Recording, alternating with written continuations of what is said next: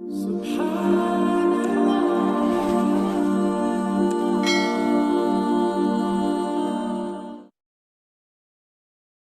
عليكم ورحمة الله وبركاته.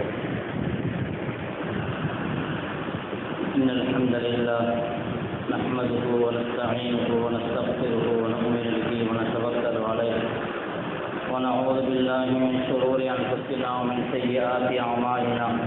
من يهد الله فلا مضل له ومن يضلل فلا هادي له. ونشهد أن لا إله إلا الله وحده لا شريك له ونشهد أن محمدا عبده ورسوله صلى الله وسلم على سيدنا محمد وعلى آله وأصحابه وأزواجه وأهل بيته وذرياته وأتباعه أجمعين. أما بعد، فقد قال الله تعالى في القرآن العظيم والفرقان المجيد: أعوذ بالله من الشيطان الرجيم. بسم الله الرحمن الرحيم. فأما الزبد فيذهب جفاء وأما ما ينفع الناس فيمكث في الأرض. صدق الله العظيم. قال النبي صلى الله عليه وسلم: خير الناس من ينفع الناس، أو كما قال صلى الله عليه وسلم. புகழ் அனைத்தும் ஏக இறைவனாகிய அல்லாஹ் ஒருவனுக்கு மட்டுமே உரித்தாகட்டுமாக.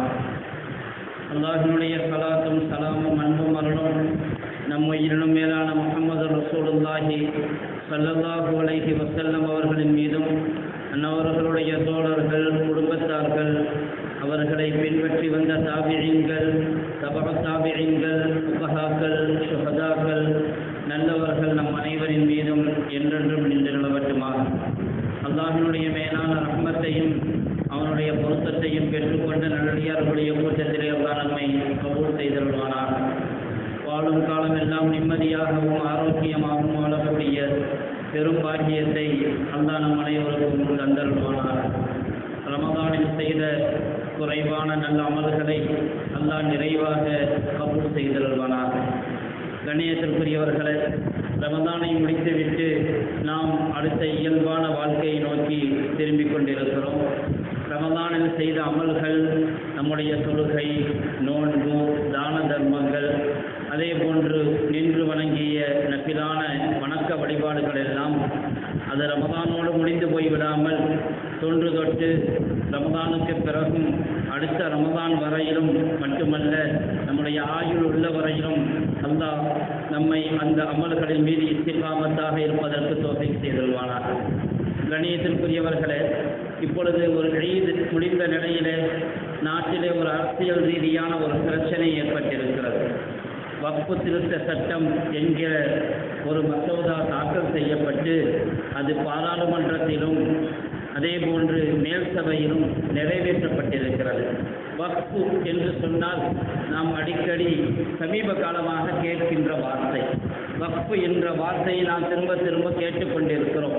வக்ஃப் என்றால் மார்க்கம் என்ன சொல்கிறது? வக்ஃப் என்று சொன்னால் அரபியிலே தடுத்து நிறுத்துதல் என்று சொல்வார்கள். அதாவது கைவிட்டு போவதை விட்டும் தடுத்து நிறுத்துதல், அதற்குத்தான் வக்ஃப் என்று சொல்லப்படும். மார்க்க ரீதியாக அதற்கு சொல்லப்படுகிற விளக்கம் தஹ்பீசுல் அஸல் வ தஸ்பீலுல் மன்ஃபா. அசலை அப்படியே வைத்து அதனுடைய பயன்பாட்டை கொண்டு அதற்கு ஒரு பாதை ஏற்படுத்தி கொடுத்து கியாமத்து வரையிலும் அதனுடைய பயன்பாடுகள் இருக்க வழிவகை செய்வதுதான் வக்ஃப். பொதுவாக நாம் ஒரு இடத்தை வாங்குகிறோம் என்று சொன்னால் அதை நாம் யாருக்காவது விற்கலாம், அல்லது அதை யாருக்காவது தானமாக கொடுக்கலாம். வாங்கியவர் அதை இன்னொருவருக்கு விற்கலாம், அல்லது அவர் அதிலே குடியிருக்கலாம், அதிலே உரிமை கொண்டாடலாம். இதுதான் பொதுவான சொத்துக்களுடைய நிலைப்பாடு. ஆனால் வக்ஃபை பொறுத்தவரையிலும் எது வக்ஃப் செய்யப்பட்டு விட்டதோ அது லா துபாஹு வலா தூஹபு வலா தூரசு, அது யாரிடத்திலும் விற்கப்படவும் முடியாது. பள்ளிவாசலுக்காக வக்ஃப் செய்யப்பட்டு விட்டால் கியாமத்து வரையிலும் அது மஸ்ஜித் தான். அதை யாருக்கும் விற்க முடியாது, யாருக்கும் தானமாக கொடுக்கவும் முடியாது, வாரிசுதாரர்கள் வந்து சொந்தம் கொண்டாடவும் முடியாது. யார் வக்ஃப் செய்தார்களோ அவர்களுக்கு கூட அது சொந்தமில்லை. வக்ஃபு செய்தவர்கள் எப்பொழுது அல்லாஹ்வுக்காக வக்ஃபுன் லில்லாஹ் என்று முடிவு செய்து வக்ஃபு செய்து விட்டார்களோ அது அல்லாஹ்வுக்கு சொந்தமாகிவிட்டது. வக்ஃபு செய்தவருக்கும் சொந்தமில்லை, வக்ஃபு செய்தவருடைய பிள்ளைகளுக்கும் சொந்தமில்லை, அவர்களுடைய வாரிசுகளுக்கும் சொந்தமில்லை. யாரும் அதை விற்கவும் முடியாது, வாங்கவும் முடியாது, தானமாக கொடுக்கவும் முடியாது. அப்படிப்பட்ட ஒரு நிலையான சொத்துக்குத்தான் மார்க்கம் வக்ஃபு என்று சொல்லி தந்திருக்கிறது. அந்த வக்ஃபை நமக்கு மார்க்கம் அறிமுகப்படுத்தி இருக்கிறது என்று சொன்னால் ஏராளமான சொத்துக்கள் இன்னைக்கு 10,000 கோடிக்கணக்கான மஸ்ஜிதுகள் இன்னைக்கு உலகத்தில் இருக்கிறது என்று சொன்னால் அதுவெல்லாம் வக்ஃபு சொத்துக்கள். ஏராளமான கபருஸ்தான்கள் அதுவெல்லாம் வக்ஃபு சொத்துக்கள். ஏராளமான பொது இடங்களாக இன்னைக்கு மக்களுக்கு பயன் தரக்கூடிய இல்லங்களாக கட்டப்பட்டு பல வகையில் மக்களுக்கு பயன்பட்டு கொண்டிருக்கிறது என்று சொன்னால் உலகம் முழுக்க குறிப்பாக இந்தியாவிலும் கூட ஏராளமான வக்ஃபு சொத்துக்கள் இருக்கிறது. அல்லாஹ் தஆலா குர்ஆனிலே சொல்லுவான், அம்மா ஜபது ஃபயதஹபு பிஃபார் வ அம்மா மா யன்ஃபஉன் நாஸ் ஃபயம்குஸு ஃபில் அர்த். அம்மா ஜபது நுரை இருக்குது, நுரை, அதாவது தண்ணீர் பெருவெள்ளம் அடித்து வரும் பொழுது மேலெழுந்த வாரியாக நுரைகள் நிற்கும். அந்த நுரைகள் இருக்கிறதே அது ரொம்ப நேரம் நிற்காது. தண்ணீர் ஓடிக்கொண்டே இருக்கும், அதற்கு மேல் நுரை பெரிதாக தெரியும், தண்ணீருக்கு மேலே பெரிதாக தெரியும். ஆனால் அந்த நுரைகள், அசடுகள், கழிவுகள் நீண்ட காலம் நிலைக்காது, அப்படியே நுரைத்து போய்விடும். அது ஒன்றுமில்லாமல் போய்விடும். டீ ஆத்திரம், நுரை நிற்கிது, மேலே ஊதி விட்டா பறந்துடும். இருக்கிறது டீ மட்டும்தான் இருக்கும், நுரை நிற்காது. அல்லாஹ் சொல்லுவான், அம்மா ஜபது பயிரகபுதிப்பா, நுரை இருக்கிறதே, அசடுகள் இருக்கிறதே, அது அப்படியே தூக்கி எறியப்பட்டு விடும். அம்மா மாயின் பவுன்னார் பயம் சுக்குப்பில் மக்களுக்கு எது பயன் தருமோ அது பூமியில் நிலைத்திருக்கும் என்று அல்லாஹ் சொல்லுவான். தண்ணீர் பயன் தருகிறது, அது பூமியில் நிலைத்து நிற்கும். அதே போன்றுதான் சத்தியம் மக்களுக்கு பயன் தருமையானால் அது நிலைத்து நிற்கும், அசத்தியம் அழிந்து போய்விடும், பொய்யானது இல்லாமல் போய்விடும். எது பயன் தருமோ அதுதான் மக்களுக்கு இந்த பூமியிலே நிலைத்து நிற்கும். பொதுவாக இந்த பேன் ஓடிக்கொண்டிருக்குதுன்னு சொன்னால் அது வரைக்கும் தான் மேலே. பேன் ஓடலைன்னு சொன்னால் சர்வீஸ் பண்ணுவோம், அப்படியும் ஓடலைன்னு சொன்னால் அதை கழட்டி கீழே குப்பையில் போடுவோம். அது மேலே இருக்கிற மரியாதையோடு இருக்கிற காலம் எவ்வளவு, அது எந்த அளவுக்கு நமக்கு பயன் தருகிறதோ, அது எவ்வளவு காலம் வரை ஓடிக்கொண்டு இருக்கிறதோ அவ்வளவுதான். அதற்கு பிறகு கழட்டி கீழே போட்டுருவோம். இந்த லைட்டு எரிந்து கொண்டு இருக்கிற காலம் வரையும் தான் அது நமக்கு தலைக்கு மேலே இருக்கும். ஆனால் அது எரியவில்லை என்று சொன்னால் அது குப்பைக்கு போயிடும். அப்போ எது மக்களுக்கு பயன் தருகிறதோ அது பூமியில் நிலைக்கும். வக்ஃபு இருக்கிறதே அது மக்களுக்கு பயன் தரக்கூடியது. அது நம்முடைய ஆயுள் காலத்தில் மட்டுமல்ல, நம்முடைய வஃபாத்துக்கு பிறகு. ஸல்லல்லாஹு அலைஹி வஸல்லம் அவர்கள் சொல்லுவார்கள், இதா மாசல் இன்சானோ, ஒரு மனிதன் இறந்து போய்விட்டால் அவருடைய அமல் நாமாக்கள் மூடி வைக்கப்பட்டுவிடும், செயலேடுகள் முடிந்து போய்விடும். இன்கத்தா அனுபவ அமலகு, அவனுடைய அமலெல்லாம் முடிஞ்சிடும். தொழுதாரு, இவ்வளோ காலமாக தொழுதாரு, எப்போ ஜனாசா வாய்ச்சாரோ அதுக்கு பிறகு சொல்ல மாட்டார். இவ்வளோ காலம் நோன்பு வச்சாரு, ஜனாசா வாய்ச்சாருந்தா நோன்பு வைக்க மாட்டார். ஹஜ்ஜி செஞ்சாரு, ஜனாசாவான பிறகு எதுவும் செய்ய முடியாது, அதுக்கு பேரே ஜனாசாவாயிரும். அப்துல்லா, அப்துல் காதர், காதர் மொய்தீன் பேர் வச்சிருப்போம். ஆனால் எப்போ மௌத்தாயிட்டாரோ அதுக்கு பேர் மையத், அதுக்கு பேர் ஜனாசா. ஜனாசாவை கொண்டு வாங்கன்னு சொல்லுவாங்களே தவிர அவருடைய பேரை சொல்லி அவரை கொண்டு வாங்கன்னு சொல்ல மாட்டாங்க. அவ்வளோதான், முடிஞ்சு போச்சு. அப்போ இருக்கிற வரையிலும் என்ன அமல் செய்தோமோ அது நமக்கு பயன் தரும். ஆனால் எப்பொழுது மௌத்தாயிட்டாரோ அமலெல்லாம் முடிஞ்சு போயிடும். கபூரில் போய் சொல்ல முடியாது, கபூரில் போய் நோன்பு வைக்க முடியாது, கபூரில் போய் குர்ஆன் ஓத முடியாது. இந்த உலகத்தில் செய்த அமல் தான் அங்கே பயன் கொடுக்கும். ஆனால் அதே சமயத்திலே ஸல்லல்லாஹு அலைஹி வஸல்லம் சொன்னாங்க, ஆமால் நாமாவுக்கு 3 காரியங்கள் இப்படிப்பட்டவை இருக்கிறது. அவர் இறந்து போனாலும் நன்மை வந்து கொண்டிருக்கும், இறந்து போன பிறகும் நன்மை வந்து கொண்டிருக்கும். 3 காரியங்கள். ஒன்று என்ன? அவர் செய்த சதக்கத்தின் ஜாரியா, சதக்கையை ஜாரியா, நிரந்தரமாக வந்து கொண்டிருக்கக்கூடிய ஒரு சதக்கம். ஒரு மரத்தை நட்டு வைத்தார், அந்த மரத்திலிருந்து பழங்கள் வந்து கொண்டே இருக்கிறது. அவர் வஃபாத் ஆயிட்டாரு, அந்த மரம் நிற்கும் வரையிலும் யாரெல்லாம் அதில் நிழல் பெறுகிறார்களோ அந்த நன்மை கபருக்கு போகும். எத்தனை பறவைகள் அதில் வந்து கூடு கட்டிக்கிறதோ அந்த நன்மை அந்த கபருக்கு போய் சேரும். அதே போன்று அதனுடைய கனிகளை யாரெல்லாம் சாப்பிடுகிறார்களோ அந்த நன்மை அவர்களுடைய கபருக்கு போய் சேரும். இது மரம் மட்டுமல்ல, இது போன்று நிலைத்து நிற்கக்கூடிய அமல்கள். ஒரு மஸ்ஜிதை கட்டி கொடுத்தார், மஸ்ஜித் கியாமத் வரையிலும் நிலைத்திருக்கும். கியாமத் வரையிலும் யாரெல்லாம் தொழுகிறார்களோ அந்த நன்மை அவருடைய கபருக்கு போய் சேர்ந்து கொண்டே இருக்கும். மதரசாவை கட்டி வைத்தார், ஏழைகளுக்காக அர்ப்பணம் செய்தார், ஒரு வீட்டை கட்டி கொடுத்தார். இந்த ஊரில் உள்ள ஏழைகளுக்கெல்லாம் இந்த 10 வீடுகள் சொந்தம், அவர்கள் மாறி மாறி தங்கிக் கொள்ளலாம் என்று அர்ப்பணம் செய்தார், வக்ஃப் செய்தார் என்று சொன்னால் அவர் கபருக்கு போன பிறகும் கூட அந்த நன்மை வந்து சேர்ந்து கொண்டே இருக்கும். அதே போன்று இரண்டாவதாக சொன்னார்கள், எந்த இல்மை கொண்டு பயன் பெறப்படுகிறதோ அந்த இல்ம். அவர் ஒரு இல்மை விட்டு செல்கிறார், மார்க்க கல்வியை மக்களிடத்திலே விட்டு செல்கிறார், அவர் சொன்ன செய்தியை கேட்டு இன்னொருவர் அமல் செய்து கொண்டே இருக்கிறார். அந்த நன்மை அவர் மூத்தா போனால் கூட அவருடைய கபருக்கு போய் சேர்ந்து கொண்டே இருக்கும். அவருடைய பேச்சை கேட்டு, அவருடைய எழுத்தை பார்த்து, அவருடைய வழிகாட்டலை கேட்டு அமல் செய்யும் காலமெல்லாம் அவருடைய அமல் நாமாவோடு நன்மை சேர்ந்து கொண்டே இருக்கும். மூன்றாவதாக சொன்னார்கள், வலதுன் சாலிஹன் யதுஉ லஹு, வலதுன் சாலிஹன் யதுஉ லஹு, அவருக்காக துஆ செய்யக்கூடிய சாலிஹான பிள்ளை.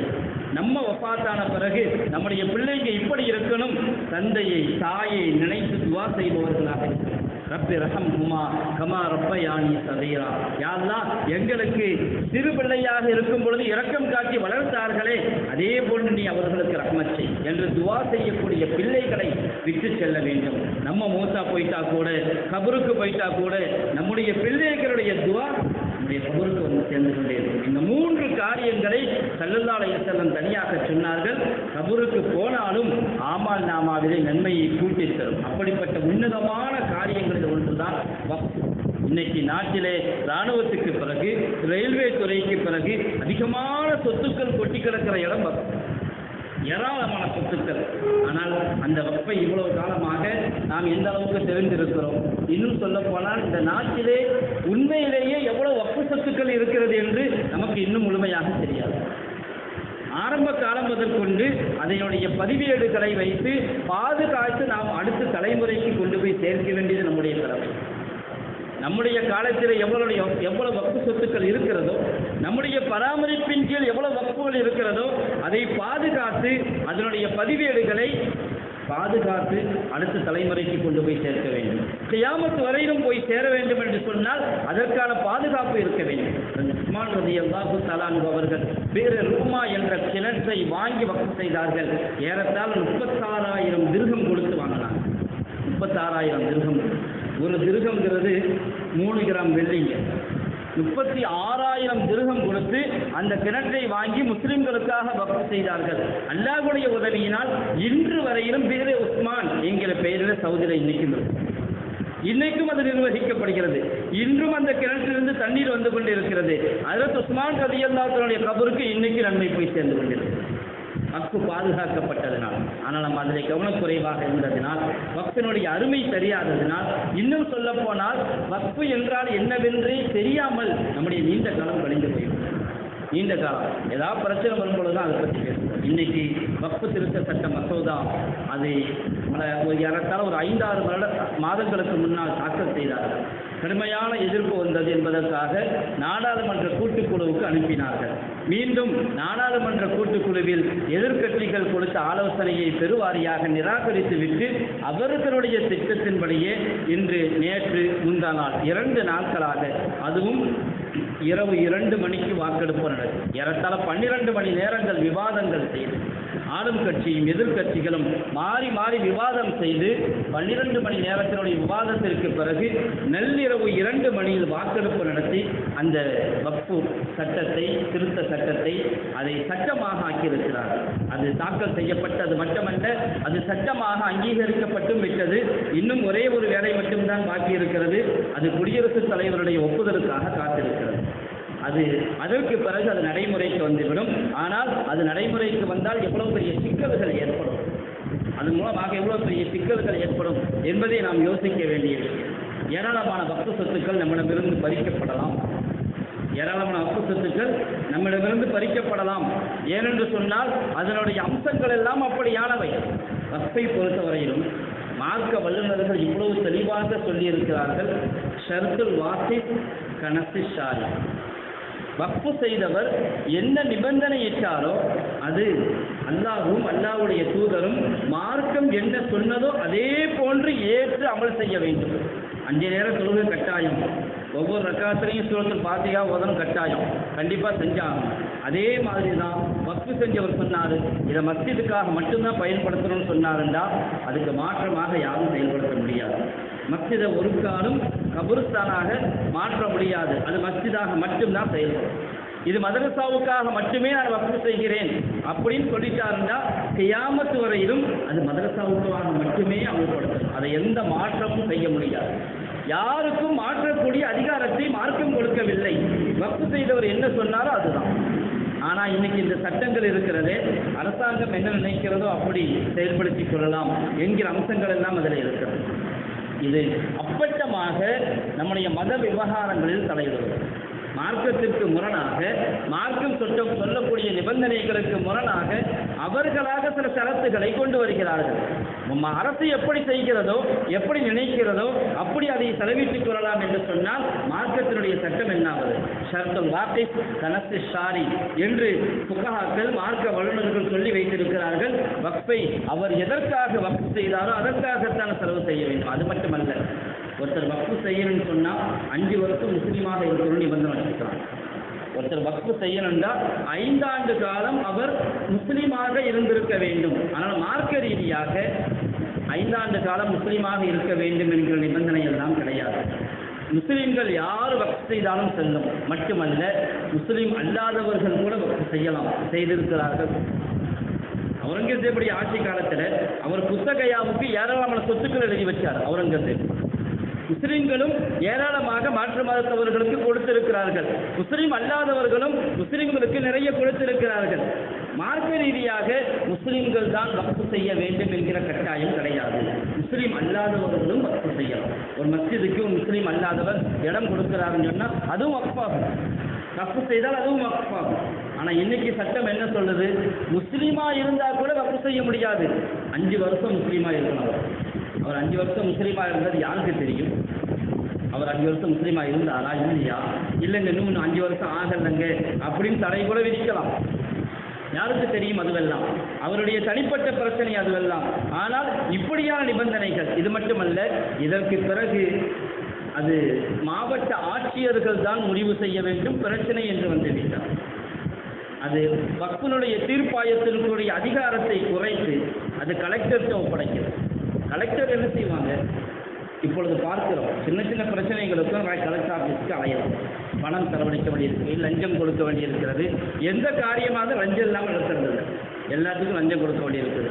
ஒரு காரியத்தை சாதிப்பதற்கு பல காலங்கள் இழுத்தடிக்கிறார்கள். அது நீண்டு கொண்டே செல்லும். எதுவரையும் நம்ம பணம் கொடுக்க மாட்டோமோ அது வரைக்கும் வேலை நடக்காது. இன்னைக்கு நம்முடைய வக்ஃபு சொத்துக்களும் அது போன்ற ஒரு நிலைக்கு தள்ளப்பட்டால் அது கலெக்டர் தான் முடிவு செய்யணும் என்று சொன்னால் அவர் எப்படி முடிவு செய்வார் என்று தெரியாது. அது மட்டுமல்ல, முறைப்படியாக பதிவு செய்யப்படவில்லையானால் அது வக்ஃபாக அங்கீகரிக்கப்படாது.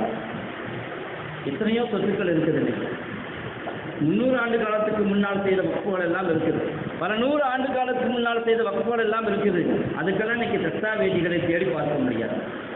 அதற்குரிய ஆதாரங்கள் இருக்கிறதா, எங்கே இருக்குது என்று கண்டுபிடிக்கவே முடியாது. ஆனால் காலங்காலமாக அது வக்ஃபாக செயல்பாட்டில் இருக்கிறது. அதுதான் அதற்கு ஆதாரம். ஆனால் இன்னைக்கு அதெல்லாம் ஏற்றுக்க மாட்டாங்க. இதெல்லாம் வக்ஃபு சொத்து இல்லை. என்னவாகும்? இது எல்லாம் அரசாங்கம் இருக்கு. அரசாங்கம் இந்த சொத்துக்களை அபகரிப்பதற்கான ஒரு பெரிய திட்டத்தை தான் இதன் மூலமாக அவர்கள் கொண்டு வந்திருக்கிறார்கள் என்பதிலே நாம் எச்சரிக்கையாக இருக்க வேண்டிய தருணம் இது. ஏனென்று சொன்னால், பொதுவாக நம்முடைய சொத்துக்கள் நமக்கே தெரியாமல் இருக்கிறது. வக்ஃபு சொத்துக்கள் எவ்வளவு இருக்குது என்று. 2வது, நம்முடைய ஆட்களே அதை அபகரிப்பவர்கள் உண்டு. பல வக்ஃபு சொத்துக்கள் சூறையாடப்பட்டு விட்டது. இதிலே நமக்கும் பெரிய பாடம் இருக்கிறது. நம்மிடத்திலும் குறை இருக்கிறது. அதையும் திருத்தியாக வேண்டும். அப்படிப்பட்ட நிலையில் தான் நாம் இருக்கிறோம். கண்ணியத்திற்குரிய இந்த பாராளுமன்றத்திலே, மேல் சபையிலே நீண்ட விவாதங்கள் நடந்தது. அதிலே பல எதிர்க்கட்சியை சார்ந்த உறுப்பினர்களும் காரசாரமாக விவாதம் செய்திருக்கிறார்கள். நாம் அதையெல்லாம் மீடியாக்களிலே, ஊடகங்களிலே பார்த்திருப்போம். யாரெல்லாம் முஸ்லிம்களுக்கு சாதகமாக விவாதம் செய்தார்களோ உண்மையிலேயே அவர்கள் பாராட்டுக்குரியவர்கள், நன்றியை தெரிவித்துக் கொள்ள கடமைப்பட்டவர்கள். பலரும் காரசாரமாக, பல கட்சியை சார்ந்தவர்கள், எதிர்கட்சியை சார்ந்த பல உறுப்பினர்கள் ஆணித்தரமாக விவாதங்களை எடுத்து வைத்தார்கள். இது முஸ்லிம்களுக்கு கடுமையான சேதத்தை விளைவிக்கும் என்பதை உணர்த்தினார்கள். அநேகமாக பஞ்சாப் நினைக்கிறேன், அந்த மாநிலத்தை சார்ந்த ஒரு சீக்கிய எம்பி அவர் சொல்லுகிறார், நான் ஒரு முஸ்லிம்களுக்கு கபிரிஸ்தானை நல்லடக்கம் செய்வதற்காக கொடுக்க வேண்டும் என்று நினைத்தால் அதை தடுப்பதற்கு நீங்கள் யார் என்று கேட்கிறார். இந்த சட்டம் அதை தடுக்கும், கொடுக்கக்கூடாது என்று சொல்லும், வக்ஃபு செய்யக்கூடாது என்று சொல்லும். இப்படி காலசாரமான விவாதங்கள், இப்படியெல்லாம் மேல் சபையிலும் நீண்ட நேரம் விவாதங்கள் நடைபெற்றது. வக்ஃபு தொடர்பான எல்லா விஷயங்களையும் சொன்னார்கள். பல பேர் சவால் விட்டு பேசினார்கள். அதே சமயத்தில் இன்னொரு விஷயத்தையும் விளங்க வேண்டும். வக்ஃபை நாம் எப்படி விளங்கி இருக்கிறோமோ அது ஒன்று. அரசியல் ரீதியாக செய்யப்படக்கூடிய விவாதங்கள் அது அரசியல் சார்ந்தது. பாருங்கள், 2 மாநிலத்தினுடைய முக்கியமான கட்சி இந்த மசோதாவை ஆதரித்தது. அவர்கள் சிறுபான்மையினர்களுக்கு பீகார் மற்றும் ஆந்திரா, அவர்கள் சிறுபான்மையினர்களுக்கு உதவியாளர்கள் என்பதை போன்று காட்டிக்கொண்டவர்கள். ஆனால் பெரிய துரோகம் இழைத்திருக்கிறார்கள். இதே போன்ற துரோகத்தை நாளைக்கு யார் வேண்டுமானாலும் இழைக்கலாம். அரசியல்வாதிகள் என்று சொன்னால் அவர்கள் முன்னெடுக்கக்கூடிய போராட்டமாகட்டும், அவர்கள் நமக்காக செய்யக்கூடிய விவாதங்களாகட்டும் எல்லாமே அரசியல் சார்ந்ததாகத்தான் இருக்கும். ஆனால் வக்ஃபை உண்மையான முறையில் விளங்க வேண்டியவர்கள் முஸ்லிம்கள். ஜகாத்தையும் ஹஜ்ஜையும் முஸ்லிம்கள் தான் புரிந்து கொள்ள முடியும். தொழுகையையும் நோன்பையும் முஸ்லிம்கள் தான் புரிந்து கொள்ள முடியும். அது ஈமான் சார்ந்தது. அஜெண்டா என்ன, சைத்தானுக்கு சாத்தானுக்கு கல்லெறியக்கூடிய சடங்கு என்றுதான் அவர்கள் அறிமுகப்படுத்துவார்கள். ஜம்ராத்திலே கல்லெறியக்கூடிய தாத்பரியத்தை விளங்கக்கூடியவர்கள் ஈமானை கொண்டுதான் விளங்க முடியும். சவாப் செய்யக்கூடிய தாத்பரியத்தை யார் விளங்க முடியும்? ஈமான் உள்ளவர்கள் தான் விளங்க முடியும். சஃபா மர்வாவுக்கு மத்தியில் சை செய்யக்கூடிய உண்மைத்துவத்தை யார் விளங்க முடியும்? ஈமான் உள்ளவர்கள் தான் விளங்க முடியும். தொழுகையை பற்றி ஈமான் உள்ளவர்கள் விளங்க முடியும். ஏன் சஹாரத்து நஜிஸ், சுத்தம் அசுத்தம், இதை கூட ஈமானுடைய பார்வையில் தான் யோசிக்க முடியும். சுகாதாரத்தை பற்றி நிறைய பேர் பேசலாம். ஒது செய்கிறோம், ஒது செஞ்சால் தொழுக கூடும், ஒது செய்யாட்டி தொழுக கூடாது. ஒதுவில் என்ன செய்கிறோம்? முகத்தை கழுவுறோம், கையை கழுவுறோம், தலையில் மசாஜ் செய்கிறோம், காதுக்கு மசாஜ் செய்கிறோம், காலை கழுவுறோம். இது ஒரு சாதாரணமாக தெரியும் மற்றவர்களுக்கு. ஆனால் ஈமானுடைய பார்வையில் பார்த்தால் தான் தெரியும் இது ஒரு உது, இது இல்லாட்டி தொழுக கூடாது. இதே போன்றுதான் வக்ஃபு என்பது ஈமானுடைய பார்வையில் விளங்க வேண்டியது. நிக்காஹும் தலாக்கும் ஈமானுடைய பார்வையில் விளங்க வேண்டியது. நாம் அதை முறையாக புரிந்து கொள்ள வேண்டும். நாம் அதை முறையாக புரிந்து கொண்டால் அதனுடைய சட்டங்கள் என்ன, நாம் அதை எப்படி அமல்படுத்தி இருக்கிறோம், இதையெல்லாம் நாம் முறையாக புரிந்து கொண்டிருந்தால் எதிரிகளிடமிருந்து தற்காத்துக் கொள்ள முடியும். இல்லை என்று சொன்னால் எத்தனையோ சட்டங்களை கொண்டு வந்தாங்க, அவர்கள் பாட்டுக்கு அமல்படுத்தி கொண்டே இருக்கிறார்கள். நாம் நம்மால் முடிந்ததை செய்வோம். மாநில ஜமாத் உலமாவும் அதற்கான போராட்டத்தை அறிவித்திருக்கிறது. அடுத்த வாரம் 13ஆம் தேதி கண்டன கூட்டங்களையும் போராட்டத்தையும் அது அறிவித்திருக்கிறது. பல அரசியல் கட்சி தலைவர்கள் உச்சநீதிமன்றம் செல்வதாக வாக்களித்திருக்கிறார்கள். மட்டுமல்ல, முஸ்லிம் பர்சனல் லா போர்டு அதுவும் அறிவித்திருக்கிறது, நாங்கள் கோர்ட்டை அணுகுவோம் என்று. களத்திலும் இறங்கி போராடுவோம் ஜனநாயக ரீதியாக, அதே போன்று நீதிமன்றமும் செல்வோம் என்று சொல்லியிருக்கிறார்கள். முஸ்லிம் பர்சனல் லா போர்டு இதற்காக வேண்டி ஒரு பெரிய பகீரத முயற்சிகளை எடுத்திருக்கிறார்கள். நாம் அவர்களுக்கு உறுதுணையாக நிற்க வேண்டும். அல்லாம அலிமியான் சாப் ரஹிமஹுல்லா வஃபாத்தாயிட்டாங்க. சமீபத்தில் 25-30 வருடத்திற்கு முன்பால் வஃபாத்தானவர்கள் அலிமியான் சாப் ரஹிமஹுல்லா. அவர்கள் சொல்லுவார்கள், சாதாரணப்பட்ட நபர் அல்ல, சர்வதேச அளவிலே ஒரு பிரசித்தி பெற்ற நபர். சர்வதேச அளவிலே ஒரு பிரசித்தி பெற்ற பல அமைப்புகளில் தலைவராக இருந்தவர். ராபிதா ஆல்முல் இஸ்லாமியா மக்கத்துல் முக்கர்ரமாவிலிருந்து செயல்படக்கூடிய உலகளாவிய அமைப்பிலும் கூட மெம்பராக இருந்திருக்கிறார்கள். பல அமைப்புகளில் தலைவராக இருந்தவர்கள். ஏராளமான நூல்களை எழுதியிருக்கிறார்கள். அவர்கள் எழுதிய நூல்கள் பல நாடுகளிலே யூனிவர்சிட்டியிலே பாடத்திலே சிலபஸிலே இருக்கு. அப்படிப்பட்ட ஒரு பெரிய மகான். அவர்கள் சொல்லுவார்கள், ஒரு நேரத்தில் அவர்கள் முஸ்லிம் பர்சனல் லா போர்டுடைய தலைவராகவும் இருந்திருக்கிறார்கள்.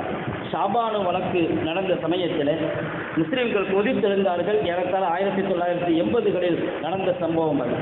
ஷாபானு வழக்கிலே அந்த ஒரு பாதிக்கப்பட்ட பெண் என்று சொல்லப்படக்கூடிய ஜீவனாம்சம் உடைய மசாலா வந்தது. அப்பொழுது நீதிமன்றம் கொடுத்த ஒரு தீர்ப்பு. அதற்காக வேண்டி முஸ்லிம்கள் கொதித்தெழுந்தார்கள், போராடினார்கள், வீதிக்கு வந்து போராடினார்கள். அந்த சமயத்திலே அலிமியான் சாப் ரஹிமஹுல்லா அவர்கள் அந்த சமயத்தில் பிரதமராக இருந்த ராஜீவ் காந்தியை நேராகவே சந்தித்தார்கள். நேரடியாக சந்தித்தார்கள். சந்தித்து பேசினார்கள்.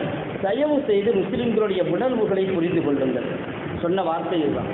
முஸ்லிம்களுடைய உணர்வுகளை புரிந்து கொள்ளுங்கள். முஸ்லிம்களுடைய உணர்வு என்பது சாதாரணமானதல்ல.